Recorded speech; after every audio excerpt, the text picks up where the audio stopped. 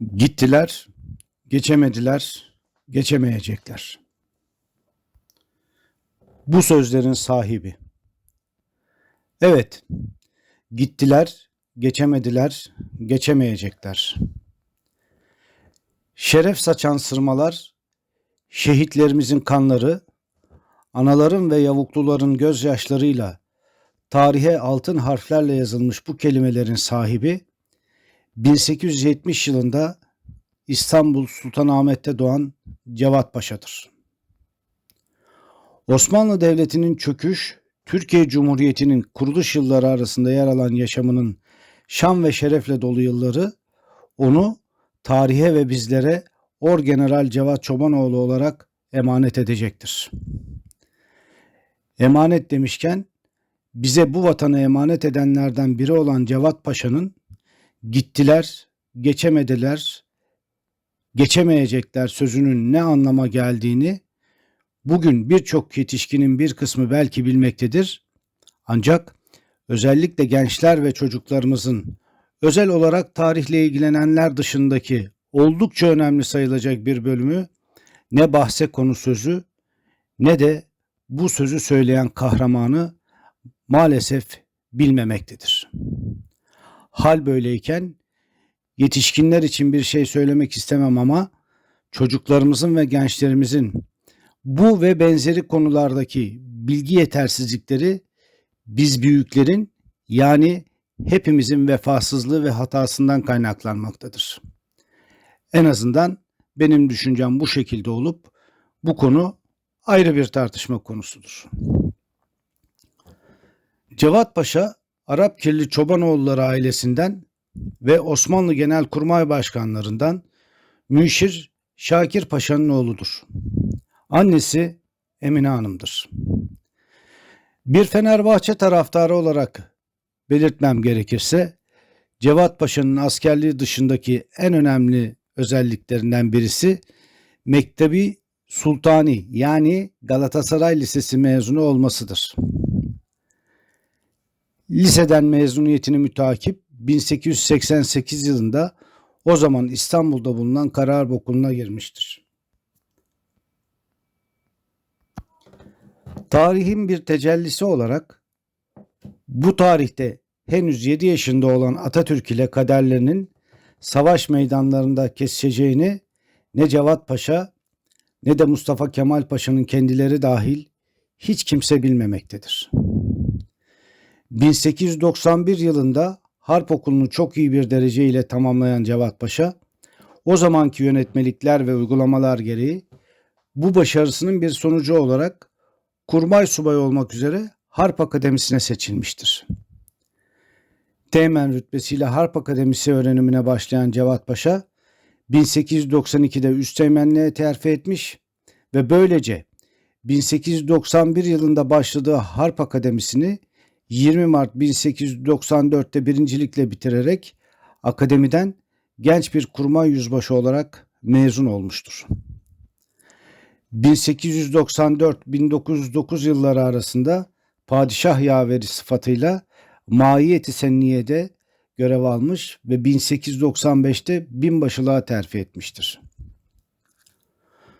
Okumayı çok seven ve çalışkan bir subay olan Cevat Paşa, Fransız ordusu tarafından Orleans'ta icra edilecek manevralarda bulunmak üzere 26 Ağustos 1895'te Paris'e gönderilmiştir. 24 Ocak 1898'de kaymakamlığa yani yarbaylığa yükselmiş ve 7 Şubat 1899 yılında Bulgaristan'da yine aynı yıl Lahey'de yapılan silahların yasaklanması silahsızlanma konferansına katılmak üzere görevlendirilmiştir. Tarihler 1900'leri gösterdiğinde önce Miralay yani albay, 1901'de de Millivalığa Tuğgeneralliğe rütbesine ulaşmıştır.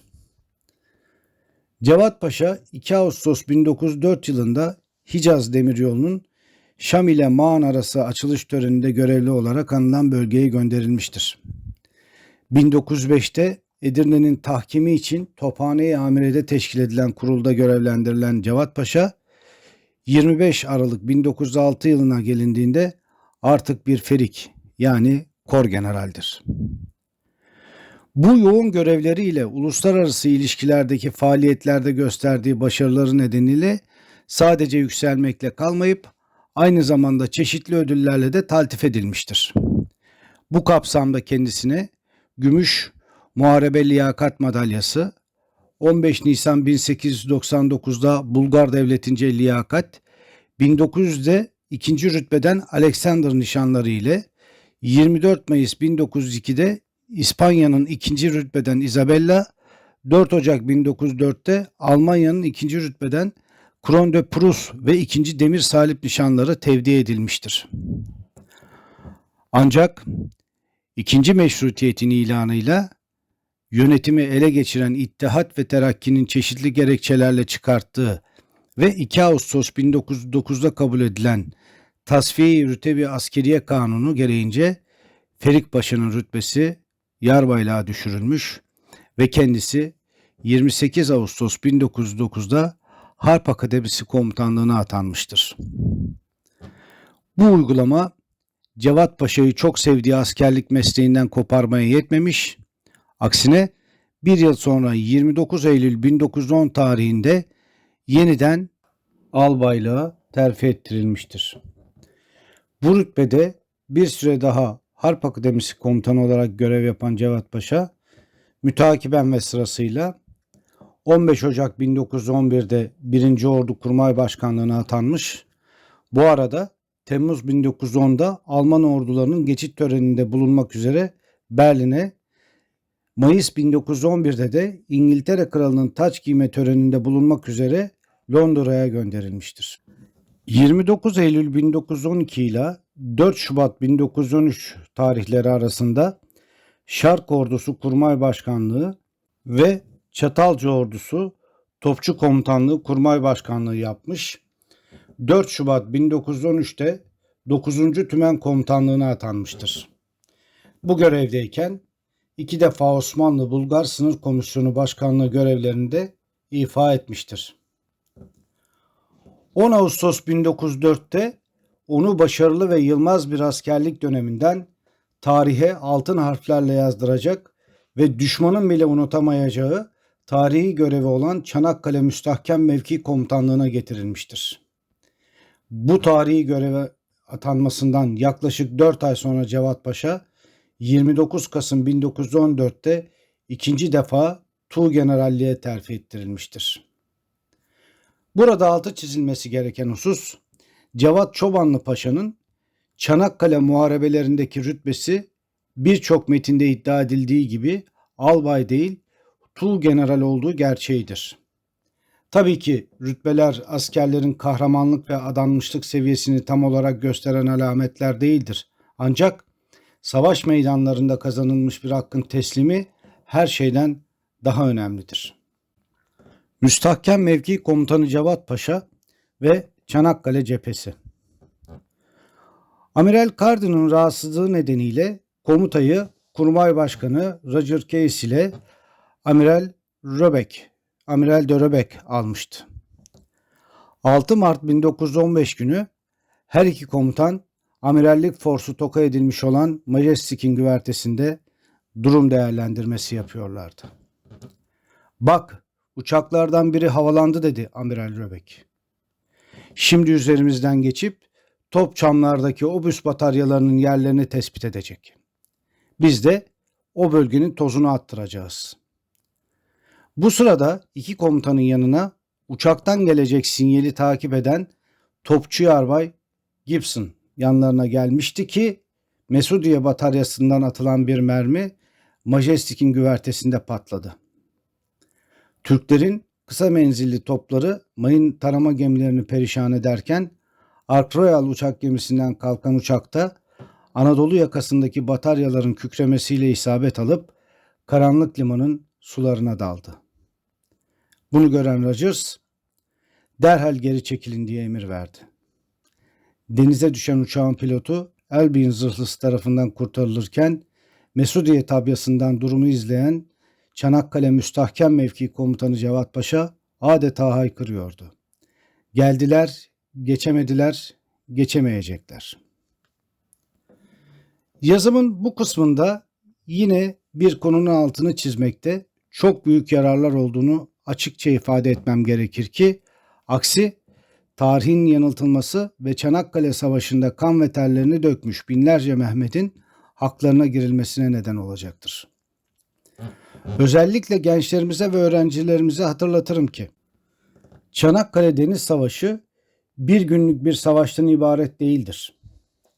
Çanakkale cephesinde 18 Mart 1915 Çanakkale Deniz Savaşı'na gelene kadar düşmanın ve Birleşik İşgalci Filonun saldırıları aylarca öncesine dayanmakta, Türk askeri Boğaz'ın savunulması için kanını ve canını vermeye aylar öncesinde başlamaktadır. Şöyle ki daha 3 Kasım 1914 günü yapılan bombardımanda giriş tabyaları kısa süre ateş altına alınmış ve Cevat Paşa komutasındaki müstahkem mevki birliklerini geceli gündüzlü çalıştırarak savunma malzemesini güçlendirmiştir. 10 Ağustos 1914'te Çanakkale Müstahkem Mevki Komutanlığı'na atanan Cevat Paşa birliklerini ve 9. Tümeni muharebeye hazırlamış, başkomutanlığa verdiği bir raporla da yaptığı ve yapacağı işleri bildirmiştir. Bu raporda denizden yapılacak bir taarruzda kesin savunmanın Boğaz'ın iç kısmında yapılması üzerinde durmuş, Boğaz'ın giriş kısmının her zaman kolayca düşürülebileceğini savunarak Erenköy koyunun düşmanın sığınmasına engel olacak şekilde mayınlanmasını önermiştir. Çanakkale Boğazı'na denizden yapılan ilk taarruz 3 Şubat 1915 günü saat 06.50'de başlamış, 2 İngiliz harp gemisi Ertuğrul ve Seddülbahir tabyalarını, 2 Fransız harp gemisi de Kumkale ve Orhaniye tabyalarını 17 dakika süreyle bombardıman etmiş, 5 subayla 80 Türkeri şehit düşmüş, 1 subay 20 erde yaralanmıştır. Yine Fransız ve İngiliz harp gemileri ikinci kez 19 Şubat 1915 günü saat 7.45'te Boğaz önüne gelmiş, uzak mesafelerden girişteki Türk tabyalarını saat 17.30'a kadar topçu ateşi altına almıştır. Bilahare 25 Şubat 1915 günü daha fazla muharebe gemisi bombardımana katılmış, 26 ve 27 Şubat 1915 günleri merkez tabyaları da ateş altına alınmıştır.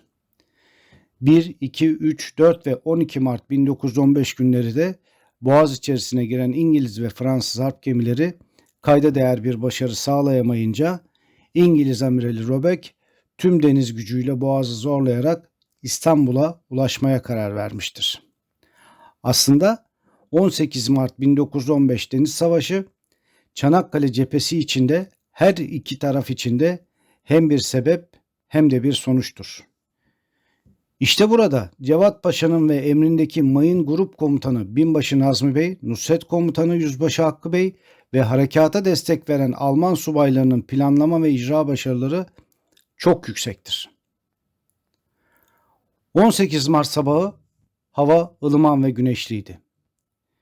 Müstahkem mevki komutanı Cevat Paşa atına binerek Hacıpaşa çiftliğinden ayrıldı.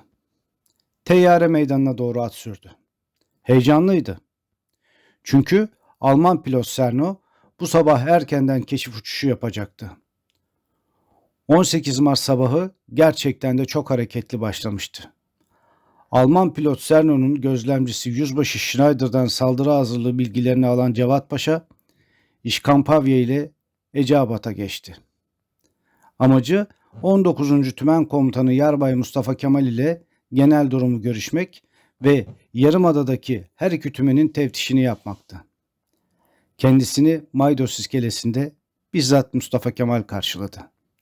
Yanında 26. Alay Komutanı Kadri Bey vardı. "Hoş geldiniz," dedi Mustafa Kemal. "İyi havayı fırsat bildiniz." "Hoş bulduk Kemal. Hava iyi ama vaziyet iyi değil. Sabah Yüzbaşı Serno'nun havadan yaptığı keşifle gördük ki büyük saldırı hazırlığı başlamış. Akdeniz filosu 3 ayrı grup halinde Boğaz'a saldırı için harekete geçmiş durumda." "Bugün saldırıya geçeceklerini tahmin ediyorum paşam," diye cevap verdi Mustafa Kemal. "Ve sonrasını hepimiz biliyoruz. Hepiniz biliyorsunuz. Muharebe bütün şiddetiyle devam ederken zırhlılar ve mayınlar savaşın seyrini değiştirecekti. Türk savunmasındaki bataryalar da susturulamıyordu. Bu durumda harekata devam etmek donanmanın mahvolmasına sebep olabilirdi. Bu büyük riski göze alamayan Amiral Dörebek mağlubiyeti kabul ederek 18.00'da donanmaya geri çekilme emri verdi. Müstahkem Mevki Komutanı Cevat Paşa düşmanın donanmasının çekilişini seyrederken dudaklarından şu sözler dökülüyordu: "Gittiler, geçemediler, geçemeyecekler." Ancak her nedense nedenini tahmin etmekle beraber kesin olarak anlayamadığım bir şekilde işgalcilere kısmen karada ve özellikle de denizde büyük bir şamarın atıldığı bu zaferde Cevat Paşa genellikle satır aralarına sıkıştırılıp geçiştirilmektedir. Bu nedenle bu büyük zafer kadar bilinmesi gereken şey, Mirliva ve Çanakkale Müstahkem Mevki Komutanı Cevat Paşa, işgalciler ve emperyalistlerin hasta adam olarak nitelediği Osmanlı'nın Birleşik Avrupa Filosu'nun komutanı Amiral Karden'i hasta edip savaş dışı bırakan mümtaz ve kahraman bir paşasıdır ki, anılan paşa milli mücadele döneminden Cumhuriyet'in 10. yıl dönümündeki kutlamalarda biri Atatürk olmakla beraber Mareşal Fevzi Çakmak'la birlikte kürsüde duran 3 kişiden biridir. Daha sonra Cevat Paşa Çanakkale cephesi kara savaşlarında da büyük yararlılıklar göstermiş ve 9 Ekim 1915'te 14. Kolordu Komutanlığı'na atanmıştır. Yeni düzenlemeler kapsamında 6. ve 14. Kolordu'dan oluşan Güney grubu komutanlığı da kendisine verilmiş, Çanakkale'deki başarıları nedeniyle Harp Madalyası ve 2. rütbeden Kılıçlı Osmanlı nişanı ile ödüllendirilmiştir. Diğer cephelerde Cevat Paşa. Kahramanlık ve fedakarlıkları sadece Çanakkale cephesiyle sınırlı kalmayan Cevat Paşa, 10 Kasım 1916'da Galicia'da bulunan 15. Kolordu'nun komutanlığına atanmış ve Paşa 18 Kasım 1916'da yeni görevine başlamıştır. Burada verdiği başarılı hizmetler nedeniyle Altın Liyakat Madalyası ve 1. Dünya Harbi'ndeki başarıları nedeniyle de 1. rütbeden Kılıçlı Mecidi nişanı ile ödüllendirilmiştir. Kendisine Almanya'nın 2. rütbeden Kırmızı Kartal, Kılıçlı Askeri Liyakat, 1. rütbeden Kılıçlı Taç nişanlarıyla Avusturya Macaristan'ın 2. rütbeden Merit Militer, Front de Fire nişanları verilmiştir. Cevat Paşa 15. Kolordu Komutanı olarak Galicia'da bulunduğu sırada 4 Şubat 1917'de Alman İmparatoru Wilhelm tarafından kabul edilmiş. Türk Birliği'nin kahramanlığını ve zaferlerini öven imparator, yararlılık gösterenlere nişanlar vermiştir. Cevat Paşa'yı yemeğe alıkoymuş, yemekte paşaya iltifatlarda bulunmuştur. Bu meyanda sofradakilere Cevat Paşa'nın yaşamında 2 defa general olmanın zevkini tattığını, bu nedenle aralarındaki en mutlu kişi olduğunu da söylemiştir. Cevat Paşa 19 Ağustos 1917'de tekrar 14. Kolordu Komutanlığı'na atanmış, 8 Kasım 1917'de 8. Kolordu Komutanlığı'na, 24 Kasım 1917'de de 2. Ordu Komutan Vekilliğine getirilmiş, 2 Aralık 1917'de de 8. Ordu Komutanı olmuştur. 11 Ağustos 1918'de Kor Generalliğe terfi ettirilerek altın imtiyaz madalyasıyla ödüllendirilmiştir. Bu arada Avusturya Macaristan Paşa'ya 2. rütbeden Demirtaç, 1. rütbeden Kızılhaç, 1. rütbeden Taşlı Taç nişanlarını, Almanlar da 1. Demir Salip nişanını vermişlerdir. Cevat Paşa 3 Kasım 1918'de Genelkurmay Başkanlığı'na atanarak İstanbul'a gelmiş, 19 Aralık 1918'de Harbiye Nazırı olmuştur. 14 Mayıs 1919'da ikinci defa Genelkurmay Başkanlığı'na atanmış, bu görevdeyken Mustafa Kemal Paşa'nın 9. Ordu Komutanlığı'na atanmasını desteklemiş ve birlikte Sadrazam Damat Ferit Paşa'yı ziyaret ederek kendisine 9. Ordu bölgesi hakkında güvence vermişlerdir. Ancak Genelkurmay Başkanlığı görevi sırasında Anadolu'ya geçen Mustafa Kemal Paşa ile olan irtibatı ve Milli Cepheye verdiği desteği İstanbul işgal güçleri tarafından istihbar edilen Cevat Paşa, İngilizler ve Fransızlar tarafından devrin sadrazamı Damat Ferit'e şikayet edilmiştir. Bu olay üzerinden bir gün sonra gece yarısında işgal güçleri tarafından evinde tutuklanarak pijamalı ve elleri kelepçeli olduğu halde evinden alınmış ve bir gemiye bindirilerek Malta'ya gönderilmiş ve hapse mahkum edilmiştir. Hiçbir asker ve insanın unutmaması gereken bu alçaklık, 1915'te denizden ve karadan Çanakkale'yi geçemeyen ancak Mondros mütarekesinden sonra Boğaz'dan geçerek İstanbul'a giden emperyalist işgal kuvvetleri komutanının Cevat Paşa'yı Malta'ya gönderirken geminin Çanakkale Boğazı'ndan geçişini 18 Mart tarihine denk getirterek tutuklu olarak geçirmesi Batı terbiyesizliğinin en aşağılık örneklerinden birisidir. İkinci Yunani zaferinden önce toplanan Londra Konferansı olumlu bir sonuç vermemiş, yalnız Büyük Millet Meclisi Başdelegesi ve Dışişleri Bakanı Bekir Sami Bey'in 1 Mart 1921'de İngilizlerle imzaladığı sözleşme gereğince iki taraf esirleri geri vermiştir. İngiliz komiserinin etkisiyle bu sözleşmeden geç yararlanan Cevat Paşa 15 Ocak 1922'de Anadolu'ya katılmış, 9 Şubat 1922'de de El Cezire Cephesi Komutanlığı'na atanmıştır. 21 Ekim 1923'te 3. Ordu müfettişi olmuş, aynı zamanda milletvekilliği görevini de yürütmüştür. 31 Ekim 1924'te ordu komutanlığını bırakarak milletvekilliğine devam etmiş, 25 Aralık 1924'te tekrar milletvekilliğinden ayrılarak askeri şura üyeliğine atanmıştır. Çok iyi derecede Fransızca ve Almanca bilen Cevat Paşa, çeşitli dış görevlere gönderilmiş ve komisyonlara da katılmıştır. Nitekim 7 Ocak 1925'te Cemiyeti Akvam yani Milletler Cemiyeti namına Musul'a gidecek heyete görevlendirilmiş. 28 Kasım 1925'te Türk-Irak hudut meselesinin Milletler Cemiyeti'nde görüşülmesinde askeri müşavir olarak bulunmuştur. 28 Nisan 1926'da İstanbul Geçici Generaller Askeri Mahkemesi Başkanlığı yapmış, 30 Ağustos 1926'da orgeneral olmuştur. 16 Kasım 1928 ile 12 Ocak 1932 tarihleri arasında Cenevre Silahları Sınırlandırma Konferanslarına delege olarak katılmıştır.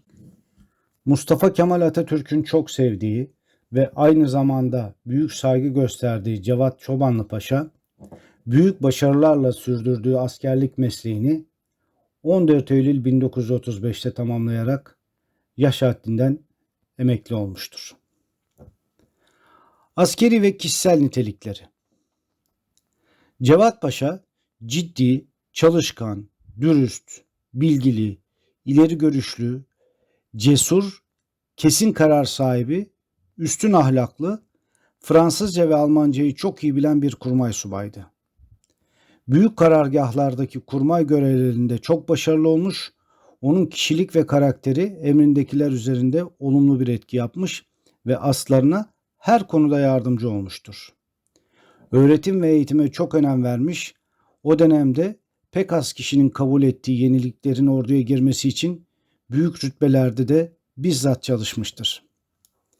Çok iyi seviyedeki lisan bilgisi nedeniyle yurt içinde ve yurt dışında birçok toplantıya katılmış, önemli sayıda kritik konuyu kısa sürede olumlu bir sonuca ulaştırmıştır.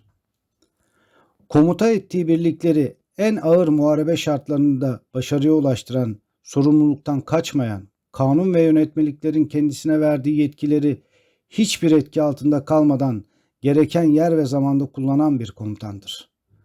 Aynı zamanda yaşadığı dönemde cereyan eden harplerin ve muharebelerin hemen hepsine katılmış ve büyük birlikleri komuta etmiş çok tecrübeli bir komutandır. Hele 1. Dünya Harbi'nin Çanakkale ve Galicia cephesinde kazandığı başarılar her türlü övgü ve takdirin üzerindedir. Askerliği öylesine sevmektedir ki hayatını bu mesleğe vakfetmiş, tasfiye rütep kanunuyla rütbesi kor generallikten yarbaylığa indirilmesine rağmen aynı şevk ve hevesle çalışarak orgeneralliğe kadar yükselmiştir. Çağdaş, yeniliğe açık, az konuşan ama öz konuşan bir yapısı vardır. Otoriter ancak askerinin başını okşayacak, onun kanını mendiliyle silecek kadar mütevazıdır. Aslarını ve özellikle askerlerini çok severdi. Sade bir yaşamı seçmiş, en çok baş ağrısından çekmiş ve en çok kitaplarını sevmiştir. Cevat Paşa'nın ölümü. Çanakkale Deniz Zaferi'nin baş mimarı ve kahramanlarından biri olan büyük asker ve Mustafa Kemal Atatürk'ün en sevdiği ve saydığı mesai arkadaşlarından birisi olan Cevat Çobanlı Paşa, 13 Mart 1938 tarihinde ve 68 yaşında İstanbul'da ebediyete irtihal etmiştir. Vefatı yurtta büyük bir üzüntüye neden olmuş, halkın sevgisi ve duyguları o zamanki basında bizzat tecelli etmiştir. Büyük önderin rahatsızlığı nedeniyle cenazesine katılımı mümkün olmamışsa da kendi adına cenaze törenine bizzat yaverini görevlendirmiştir. Cenaze günü Galatasaray Lisesi tatil edilmiş ve mülki ve askeri erkanla birlikte cenazesine binlerce vatandaş eşlik etmiştir. Naaşı ilk önce İstanbul Erenköy'deki Sahra-i Cedid mezarlığına defnedilmişse de 1988 yılında ailesinin de inhasıyla Ankara'daki devlet mezarlığında ebedi istirahatgahına intikal ettirilmiştir. Ruhu şad olsun. Bizler gitmeden önce savaşlarla olduğu kadar şanlı zaferlerle dolu tarihimiz her altın sayfasında sayısız kahramanlar, isimli isimsiz nice yiğitler barındırmaktadır. Tarih göstermiştir ki geçmişini, zaferlerini, mağlubiyetlerini, hatalarını, yaşanan ihanetleri bilmeyen ulusların sağlam bir geleceğe sahip olmaları neredeyse imkansızdır. Bilindiği üzere tarih soyut bir kavramdır.